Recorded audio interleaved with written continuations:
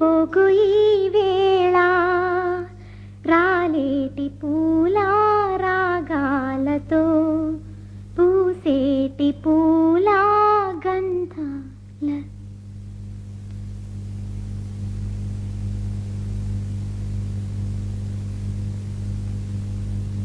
ఆ అమ్మాయి పేరేమిటి? గీతాంజలి, డాక్టర్ శర్మ గారు అమ్మాయి. హనుమా దేవదాస్. ఎవరు? అదే గడ్డం సాలువా చుక్కలు వస్తున్నాడు. గీత